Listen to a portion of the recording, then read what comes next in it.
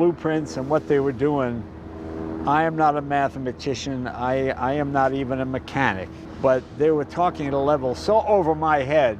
The metallurgy so advanced. See, jet engines very expensive. Jay Leno's garage is legendary.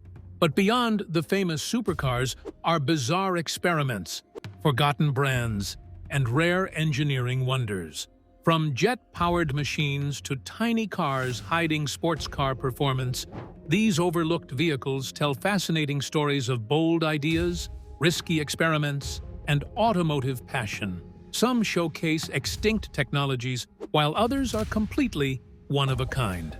Leno's collection proves that the most incredible cars aren't always the fastest, most expensive, or most famous. The hidden turbine car. Among the many extraordinary machines inside Jay Leno's garage sits one of the strangest cars ever created. A vehicle that doesn't rumble like a V8 or growl like a classic muscle car. Instead, it produces a sharp, rising whine that sounds more like a jet preparing for takeoff. That sound comes from the Chrysler Turbine car, one of the boldest automotive experiments of the 1960s and a machine that nearly changed the future of driving. Chrysler developed the Turbine car to explore whether turbine engines could replace traditional piston engines in ordinary automobiles. In total, only 55 examples were produced, and most were later intentionally destroyed. Today, just 9 are believed to survive, with only a handful still capable of running and driving. That makes Jay Leno's example one of the rarest functioning cars in the world. Leno's fascination with the turbine car began long before he became famous. As a teenager, he saw one at the 1964 World's Fair, where the futuristic Chrysler repeatedly circled a demonstration track. The unusual sound, futuristic styling, and strange mechanical concept made a lasting impression. Decades later, when he finally had the chance to own one, it became much more than another rare vehicle in his collection. The body itself was designed under Elwood Engel and built in Turin, Italy, by legendary coach builder Ghia. The result was a distinctive combination of American experimentation and Italian craftsmanship, with smooth lines and details inspired by the jet age. But the real magic was hidden underneath. Instead of a conventional piston engine, the car used a turbine power plant capable of burning several different fuels.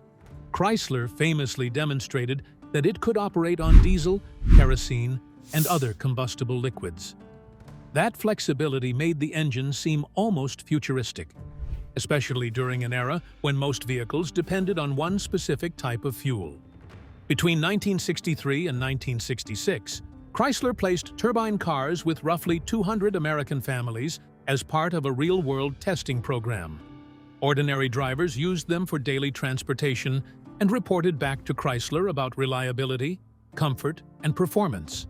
Many were impressed by the remarkably smooth acceleration and unmistakable jet-like sound. Still, the project never reached mass production.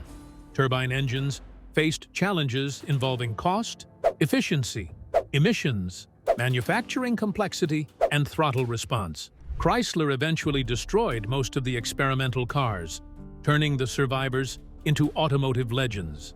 Even Leno's car eventually did suffer a pretty devastating engine failure, kind of inevitable in a way. Fixing it was no ordinary repair, honestly. Replacement parts were nearly impossible to find, and very few people still understood the whole technology. The restoration wound up involving Williams International and some veterans who had worked on turbine development decades before that, back when. Once it was rebuilt, the numbers were astonishing. The turbine idles at roughly 22,000 revolutions per minute, and it can really spin past 44,000 revolutions per minute, running at temperatures that would absolutely trash many conventional engines. Still, from behind the steering wheel, the Chrysler feels surprisingly normal. It has the familiar pedals, steering, and controls, so the experience is oddly reachable, despite the exotic machinery underneath. Like, you know what to do, even if what's happening down there is not normal at all. Hidden among Leno's hundreds of vehicles, the Chrysler Turbine car represents something more than just rarity. It's a surviving piece of an alternate automotive future, a small reminder of a moment when engineers were willing to try daring notions, the kind that seemed almost impossible. And in Jay Leno's garage, that forgotten future keeps starting, moving, screaming like a jet, and driving right down the road. From jet engines to sleeper imports, Leno's garage offers stories far beyond what first meets the eye. The next incredible example might be lurking under a modest, even forgettable exterior, but backed by astonishing performance. The sleeper Ford Shogun. Imagine looking at a late 1980s Ford Festiva, the kind of small, unimpressive econobox people usually ignore. Now imagine that very same car housing a heart transplant so wild it could make sports cars from the era look slow. This is the story behind the Ford Shogun, hidden deep in Jay Leno's collection. A project that transformed a humble commuter into a bona fide sleeper with serious performance credentials. The Shogun was born from the vision of Chuck Beck and Rick Titus, two innovators with motorsport pedigrees. Beck had pit crew experience from the legendary Ford GT40 Le Mans program, and once squeezed a Lamborghini V12 into a motorcycle. Titus had raced one of the wildest rally cars ever built, the Ford RS 200, inspiring them to create an American supercar that tried to fly under the radar. Their solution was to gut the small Festiva engine and drop in a powerful 220 horsepower Yamaha V6 from a Ford Taurus SHO. What makes the Shogun especially remarkable is its layout, like the engine mounted behind the front seats and power sent to the rear wheels. Somehow, the whole thing weighs barely a ton, and it rockets to 60 miles per hour in about 4.6 seconds, then hits the quarter mile in under 13 seconds. A pace that ends up competing with and sometimes beating stock Porsche 911s that cost way more. All of this from a car no one expected to see at a car show, much less to move that quickly. It's kind of wild. Beck and Titus, they hope to build as many as 250 of these boutique American exotics through their company, special editions, but at around $42,000 apiece in 1990 money, which is close to nearly $80,000 today. The Shogun struggled to find buyers, even with the incredible performance, and kept niceties like air conditioning, leather racing seats, and a Momo steering wheel. The car's plain-looking shape made it harder to convince anyone.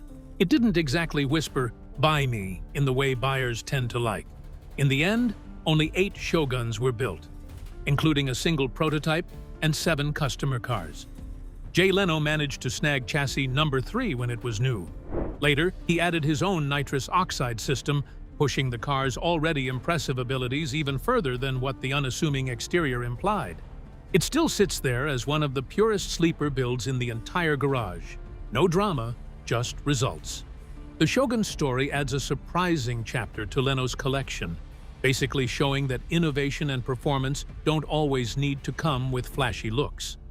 A lot of the time, the greatest surprises are wrapped in the most ordinary packages. It also points to the passion and technical prowess behind Leno's acquisitions, all picked out for their unique stories and the engineering feats that come with them. And if the Shogun seems out of place beside million-dollar classics, the next item takes that contrast even further. It's not just that it looks unlike any car you've seen, it wasn't even meant to look like a car at all. The Art Deco Decapods. Randy Grubb is the kind of artist who refuses to see transportation as purely functional. To him, a vehicle can also be sculpture, theater, and imagination brought to life. Few of his creations demonstrate that philosophy better than the Decapods. Strange, streamlined machines that began life as ordinary Piaggio scooters before being transformed into rolling pieces of Art Deco-inspired art. Jay Leno owns 2 of the earliest Decapods, and at first glance, they barely resemble scooters at all. Their long, bullet-shaped aluminum bodies look like something pulled directly from a 1930s science fiction illustration or an old Flash Gordon adventure. They seem futuristic and vintage at the same time, which is exactly what makes them so captivating. The transformation begins with factory-built Piaggio scooters. One version is based on a traditional 2-wheeled model, while another uses the 3-wheeled Piaggio MP3 platform. Grubb removes roughly 25 pounds of plastic bodywork and replaces it with hand-shaped aluminum panels. Each piece is carefully formed, fitted, and riveted together using techniques that feel closer to vintage aircraft construction than modern scooter manufacturing. Despite their radical appearance, the Decapods remain completely functional. The two-wheeled version still leans naturally into corners, while the three-wheeled design maintains the unique handling characteristics of the original MP3.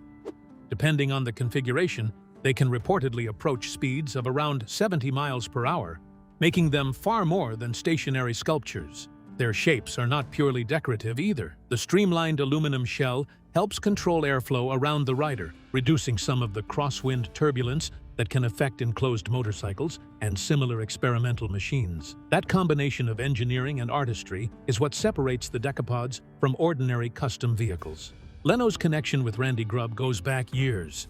One of their most famous links is the enormous Blastoline Special, better known as Jay's tank car, powered by a massive military-derived engine.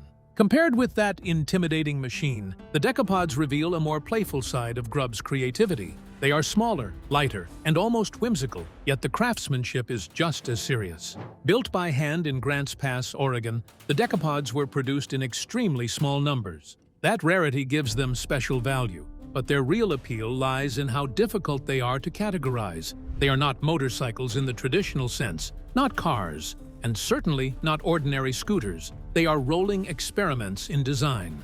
That is precisely why they belong in Jay Leno's garage. His collection is not only about horsepower, price, or famous badges. It also celebrates imagination, craftsmanship, and people willing to challenge the accepted idea of what a vehicle should look like.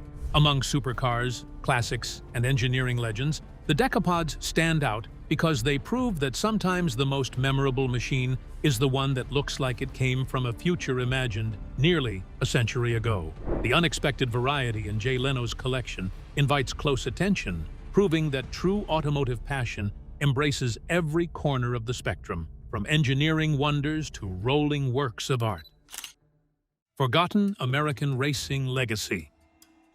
Deep within Jay Leno's vast garage sits a car few outside devoted collectors recognize, the Cunningham C3. This understated coupe represents a bold chapter in American racing history, where ambition and innovation reached for glory on the world's toughest stage. Briggs Cunningham, heir to a meatpacking fortune, dreamed of winning the 24 Hours of Le Mans with an American car and driver, a feat no one had achieved before. In 1952, race officials changed the rules, requiring manufacturers to build at least 25 road-legal cars to qualify for the race. Cunningham, who had never intended to become a car maker, rose to the challenge, setting up a factory in West Palm Beach, Florida. Each car was hand-built with a modified racing chassis and powered by a potent Chrysler Hemi V8, capable of accelerating from 0 to 60 miles per hour in about 7 seconds and topping out near 150 miles per hour. One of the most powerful and reliable engines in America was the Cadillac V8. Briggs Cunningham was a true American patriot.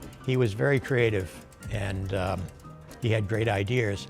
Though the cars were hand-finished in America, Cunningham sent completed chassis across the Atlantic to the renowned Italian coach builder Vignale, who crafted the elegant bodies from designs by Giovanni Michelotti. The entire process took nearly 2 months of meticulous handwork per car, resulting in a blend of American muscle and Italian style unlike anything else of its time. Even at a price between $9,000 and $11,000, considerably higher than comparably equipped Cadillacs, the Cunningham C3 was a rare and exclusive machine. Only 25 examples were completed in total, split between 5 open cabriolets and 20 coupes. Its distinctive design earned it a place in the Museum of Modern Art's list of the 10 best contemporary automobiles of 1953, a testament to its artistic as well as engineering significance. On the racing circuit, Cunningham's team never really took first place, but their third-place results at Le Mans in 1953 and 1954. Those sort of stood out as amazing achievements, even with the factory-backed giants from Ferrari and Jaguar breathing down their neck. Honestly, it was monumental for a smaller American operation, competing with limited resources against the best in the world. Even with all that success and the C3's undeniable beauty, the Cunningham C3 kind of failed to stick in the mainstream collector mindset and among everyday enthusiasts. The company never kept production going long, Plus, the marketing reach was pretty modest, so it didn't earn the steady recognition European rivals usually got. So today, most casual car fans will just walk past it, as if nothing happened. Jay Leno does value the Cunningham C3 though, not because it's famous or because it's about speed. He likes it because it stands for this forgotten stretch of American automotive push, with a stubbornly innovative streak. Having one in his collection makes the whole thing feel richer, and it keeps those stories alive, instead of letting them fade under flashier and better-known vehicles. In the end, the Cunningham feels like a reminder that automotive excellence doesn't only live in the loud headlines. There are quieter pages too, shaped by risk, vision, and nerve. It's a real testament to the folks who dared to dream big even when the odds seemed wrong. And you can feel those qualities echoing around every corner of Leno's garage. From daring racing legends to experimental machines on wheels, the range of Jay's collection kind of nudges us to rethink what greatness actually means in automotive history. And while the Cunningham represents a proud past, another turbine car in his garage points toward the relentless future. The modern jet-powered EcoJet. Decades after Chrysler abandoned its turbine car dream, Jay Leno's garage houses a second turbine-powered marvel, one that looks nothing like a traditional car, but embodies the same boundary-pushing spirit. The EcoJet, born from a conversation between Leno and his longtime chief mechanic Bernard Juchli, stands as a modern testament to the ongoing fascination with jet propulsion on wheels. The idea gestated quickly, with Juchli bringing sketches to Ed Welburn, then vice president of global design at General Motors. Within 2 weeks, GM's advanced design studio in North Hollywood transformed rough napkin concepts into a striking vehicle borrowing design cues from fighter jets and Formula One cars, bridging the gap between aerospace and automotive worlds. Built on a modified Corvette Z06 hydroformed aluminum frame, the EcoJet's body is crafted from carbon fiber layered over Kevlar, emphasizing lightness and strength. At its core resides a Honeywell LT-101 turbine engine, the same power plant found in Bell 222 helicopters and United States Coast Guard rescue helicopters, producing roughly 650 horsepower and running primarily on biodiesel. Starting the engine requires a small tank of jet fuel, which the system switches from after ignition. True to its turbine heritage, the EcoJet's fuel economy is a punchline even to Leno himself, managing barely 6 miles per gallon. Practicality is sacrificed in favor of proving that turbine-powered road cars remain viable even decades after the original Chrysler experiment ended quietly. The EcoJet is theoretically capable of speeds approaching 245 miles per hour, though it exists solely as a showpiece and test platform rather than a daily driver. Its existence signals a 40-year conversation between two engineering eras, one chasing turbine innovation in the 1960s, the other pushing it into the 2000s, both ultimately sidelined by industries favoring more conventional technologies. Though most viewers of Leno's show remember his McLarens and Lamborghinis, almost none realize that his garage quietly harbors these two jet-engine road cars, born 4 decades apart but united by a shared, ambitious vision. The EcoJet complements the Chrysler turbine car story, marking the persistence of ideas ahead of their time. Jay's passion for starting engines and driving what others preserve only under glass breathes life into these machines, blurring the line between museum and workshop. The EcoJet stands as a vivid symbol of relentless curiosity and devotion to preserving and evolving automotive possibilities. Whether from racing legends like Cunningham or experimental jets like the EcoJet, every piece in Leno's garage carries a story. Reminders that automotive history is as much about visionary dreams as it is horsepower and speed. As one extraordinary turbine car fades into another, the journey through Jay's collection continues, revealing even stranger and more unexpected gems waiting just out of sight. Lost brands and unique survivors. Jay Leno's garage holds more than just famous makes. It shelters automotive history's forgotten names, brands that vanished yet left behind extraordinary machines.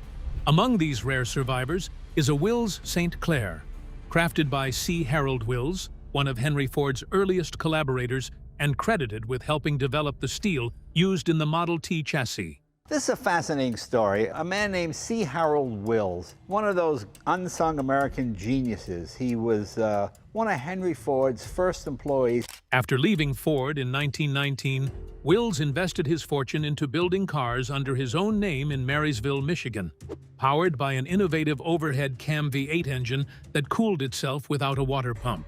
The company produced between 12 and 14,000 cars before folding, and today, only about 80 Wills St. Clair vehicles remain. Leno's example spent decades hidden in a shipping container out in the desert, only to be rescued and lovingly restored to its former glory. This car preserves a slice of industrial heritage few remember, embodying early 20th century American engineering, daring, and craftsmanship. Close by sits an NSU Spider, notable as the first rotary engine car sold publicly, built years before Mazda popularized the Wankel engine. Produced between 1964 and 1967, only 2,375 of these small, 54-horsepower rear-engined cars were made. NSU gambled its future on a larger rotary sedan, but reliability issues with rotor seals doomed the effort, leading to the brand's absorption into what later became Audi. Leno's collection also features a Jensen CV8, a British Grand Tourer pairing a robust American Chrysler 5.8-liter V8 with a fiberglass body, steel doors, and advanced adjustable shocks. Built between 1962 and 1966, only around 500 were made, overshadowed for decades by its more famous sibling, the Jensen Interceptor. Each of these brands, Wills St. Clair, NSU, and Jensen, represents inventiveness and quality that ultimately succumbed to market pressures and fate. None of these marques survive today in any meaningful way, their stories mostly lost outside of those dedicated circles. Still, their cars endure, like monuments to innovation that sort of challenged conventions, and even dared to be different. Leno's stewardship of these rare survivors helps cast a light on chapters of automotive history that too often get skimmed over. What draws people in isn't just rarity, though. It's that each vehicle is a physical story of ambition, progress, and the fragile nature of success in a fiercely competitive industry. Their continued life inside Leno's garage lifts them well past mere objects and turns them into ambassadors for forgotten dreams. By protecting these brands, Leno keeps a varied mosaic of automotive culture intact, where once prominent players became almost ghosts, while their creations kept running quietly.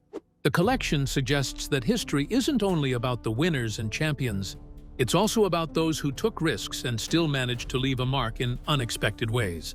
These relics sit near gleaming supercars and jet-powered wonders, all bundled into one bigger narrative about passion, survival, and the strange, often surprising, aftermath of good engineering. Their quiet presence sort of pushes you to look deeper, beyond the familiar names that dominate headlines. The next car in Jay's collection shares this theme of rarity and complexity, but belongs to automotive royalty, with a secret even its legendary status conceals. The Mercedes-Benz 600 Secret. Few cars have ever carried the same mystique as the Mercedes-Benz 600, a machine that represented the absolute peak of luxury during the 1960s and 1970s. This was not simply an expensive sedan. It was a technological showcase designed for presidents, royalty, celebrities, business leaders, and some of the world's most powerful and controversial figures. What made the 600 extraordinary was its complex hydraulic system. Instead of ordinary electric motors, hydraulics operated the windows, seats, sunroof, and even the trunk lid. Everything moved with an unusually smooth and silent precision. The system was incredibly advanced for its era, but it also made the car extremely complicated and expensive to repair. The Mercedes-Benz 600 was equally impressive beneath the surface. Built around an exceptionally rigid chassis and heavy steel body, some versions weighed more than 5,000 pounds. Yet its 6.3-liter V8 still delivered surprising performance, pushing the massive luxury car to speeds approaching 130 miles per hour. Its price also placed it above many of the world's most prestigious automobiles, attracting owners ranging from John Lennon and Elvis Presley to heads of state and political leaders. Mercedes produced several unusual versions of the 600. The Pullman offered an extended wheelbase and additional seating, while landaulet models featured a convertible rear section, allowing dignitaries to stand during public appearances. Armored versions were also constructed for clients who needed additional protection. But Jay Leno's 1972 Mercedes-Benz 600 is even more unusual. Mercedes never officially sold a supercharged 600. Yet, Leno's car was modified by Mercedes 600 specialist Karl Middelhoff. I did not restore this car. This car was restored by a gentleman named Karl Middelhoff. He is one of those older German genius guys. You know, there's a whole generation of guys who grew up in the 30s and 40s. The original 6.3-liter V8 was upgraded with fuel injection and a supercharger, reportedly increasing output from around 300 horsepower to approximately 525 horsepower. The result is believed to be a one-of-a-kind Mercedes-Benz 600, a car that already carried enormous presence but now possesses performance its original designers never intended. Its appearance still stays fairly understated, in a way that almost feels odd. For someone who doesn't know the modification, it can look, well, like that stately luxury sedan people associate with diplomats and high-ranking officials. That whole reputation has produced some truly memorable moments for Leno too, like the time an Iranian man reportedly got nervous after seeing the 600 behind him, assuming it had something to do with secret police or similar pressure. But owning one? Not exactly straightforward. The hydraulic setup, with all its complicated components, can be extraordinarily expensive. Even what sounds basic, like an original window switch, can run into thousands, and bringing the hydraulic system back into shape takes specialized know-how, which very few mechanics really have these days.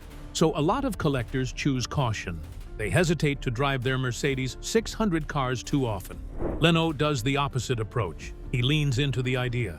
He feels these machines were made for use, for the road, not only for viewing. His 600 is started, driven, serviced, and appreciated like a working automobile rather than a museum thing. That's the mindset that kind of explains why Jay Leno's collection stands apart. He protects automotive history by keeping it active. And tucked in among his hundreds of vehicles, this supercharged Mercedes-Benz 600 sits there as one of the strongest demonstrations. This is a Mercedes-Benz 600. 1972 is the model year. I worked in a Mercedes-Benz dealer when I was in college. A luxurious monument from another era, turned into something stronger than before. Stranger in the best sense, and honestly, hard to forget.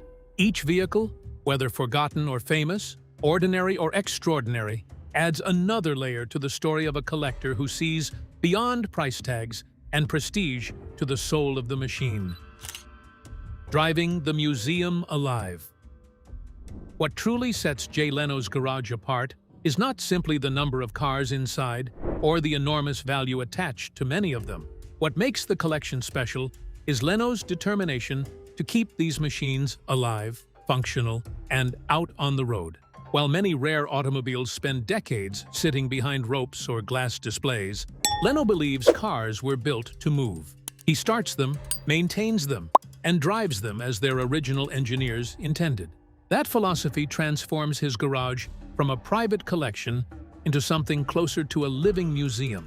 Every engine startup becomes a reminder that automotive history was never meant to be silent.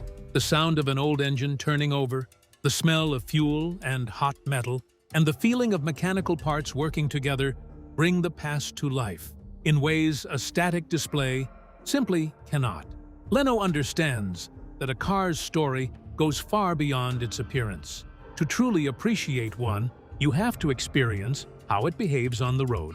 Some vehicles are smooth and refined, while others demand patience, strength, and constant attention from the driver. Even the flaws become part of their character. That becomes especially fascinating with unusual machines like the Chrysler Turbine car. Powered by technology inspired by jet engines, the Turbine car represents an ambitious experiment from a period when manufacturers were willing to explore radically different ideas about the future of transportation. Instead of simply admiring it as a historical curiosity, Leno actually operates and drives it, allowing people to hear and understand what made the technology so remarkable. The same philosophy applies to complicated luxury machines like the Mercedes-Benz 600. Its sophisticated engineering makes upkeep feel intimidating, even for experienced collectors. Still, Leno refuses to let all that complexity turn these vehicles into motionless decorations, you know? Keeping them working doesn't just protect how they look, it also helps preserve the engineering knowledge behind them. Naturally, maintaining such a diverse collection takes tremendous effort. A lot of the vehicles rely on components that have not been produced for decades. Replacement parts can become extremely hard to track down, so mechanics end up repairing the original pieces or else reproducing components from scratch. Leno works with skilled technicians, fabricators, machinists, and specialists who understand that preservation at times means rebuilding what can no longer be purchased. That hands-on work sort of reveals something important about automotive history. Cars represent way more than transportation. They show shifting technology, different manufacturing techniques, and cultural currents, plus the ambitions of the folks who designed them. A weird experimental machine might hint at what engineers once thought the future would be like, while a plain production car can show the everyday reality of an entire generation.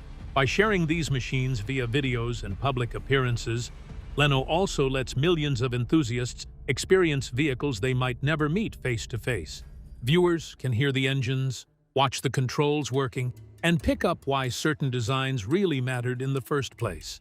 In the end, Jay Leno's garage proves that preservation doesn't have to mean history is sealed behind glass. Sometimes the best way to honor an automobile is to restore it, fire it up, take it down the road, and let it do exactly what it was created to do. In Leno's world, automotive history isn't just stored. It is driven, lived through, comprehended, and kept alive. Jay Leno's garage holds more than exotic cars. It's a treasure trove of untold stories, lost brands, and engineering marvels kept alive by passion and purpose. This collection challenges us to see beyond the surface and appreciate these machines as living history. If you enjoyed this journey through hidden automotive wonders, please like and subscribe for more discoveries. And watch the next video shown on your screen to uncover another incredible story from the automotive world.